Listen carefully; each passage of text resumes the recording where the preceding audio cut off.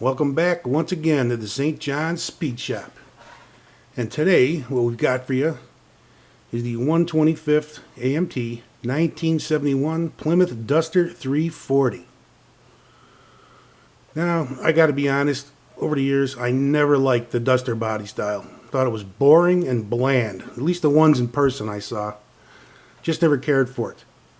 That was until I saw what plastic modelers could do with these kits. Changed my opinion. You know, I saw what got you guys putting custom wheels on them and custom colors and pinstriping. I'm like, man, that car's, this car's got some potential. I'm like, I got to get me one of those. And with Mopars especially, I love body color matching steel rims with the, what do they call them, poverty caps or baby moons or whatever. I love that look, especially on Mopars. So I grabbed this kit, picked out a color, and this is what you see here. I no problems building this kit. Everything went together pretty good, except the right front wheel. The front end sits high in the right side, and I really couldn't figure out why. Had a few problems there. Had a little bit of trouble getting the frame to mate up with the body. Couldn't get super glue in there. So I resorted to what I call brute force option 3. I melted them together with a hot X-Acto knife, and that worked. But it still sits high right here. I've seen a couple of build reviews online where guys corrected that problem and some didn't, but what are you going to do? Forewarned is forearmed. You know what to look for. You grab this kit. That's the only issue I had with it. Decals were real nice, no problem there.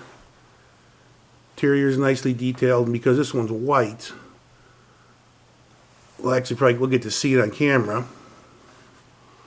I love that spoiler on the trunk. I've never seen one of these cars in person with a spoiler. That is just so cool.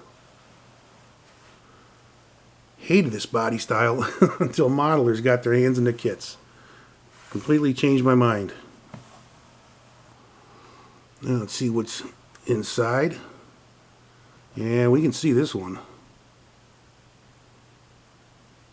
Love hand painting the interiors, especially when you got something to work with. Armrests and handles for the windows are 3D, not that two-dimensional flat shit. Hate that. Now let's check under the hood. Now under the hood, this car looks good. Real nicely detailed here. Give you a decal for the air cleaner cover. That's what we want to see. One of those air conditioning hoses. I'm not a mechanic, gotta know all the parts. Most of what I learned automotive-wise is from building models. That's pretty cool. Gotta love a nicely detailed plant. Yeah, I'd build another one of these. I gotta really change my opinion of the Duster. Just never cared for them until the modelers went to town on them. Highly recommend this kit. Like the double scoops in that hood. That's just too cool. Now before I end today's review, gotta promote a product here. This stuff right here. That's Tamiya's vinyl tape. Yeah, I needed tape. I went to the local hobby shop and this is all they had left at the time. $8, man. $8 for this roll of tape. Did I want to spend $8 on this? Nope. Did I have a choice? Nope. After using it the first time, would I say it's worth its weight in gold? Yup. This was the first car I used this tape on. Now, I used one piece of tape on that wheel well trim. Instead of having to pie the corners with multiple short, straight lengths of tape, like I'm sure we've all done. One piece of tape for each wheel well, and I was done in 5 minutes. Took me another 5 minutes to paint the wheel. Done. Taping and painting, done in about 10 minutes. Highly recommend it. I mean, that's a tight curve at them corners. It laid down nice and tight. You know, can't say enough about it. I really haven't been disappointed with Tamiya products. They just work.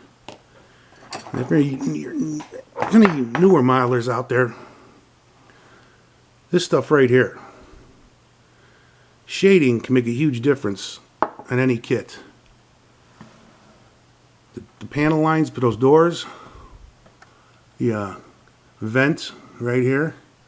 I mean, that detail just pops with a little bit of shading. It's simple to do.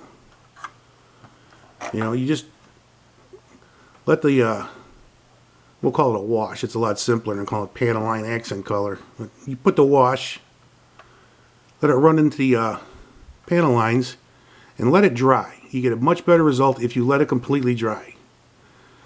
Then what you do, you dip a Q-tip in some paint remover, paint thinner, whatever you want to call it, just in, you know, just white, you know, just damp it a little bit, you know, and you know, wipe it off the excess on the paper towel, and just like this, rub off the excess panel line color or wash, whatever, and it's a nice result. I mean, I love the stuff. I wish I'd had discovered that years ago. But that'll be it for today's review. Hope you enjoyed it. Hope you got something out of it. And with that, I'm out of here, and I'll see you at the next review. Have a good one.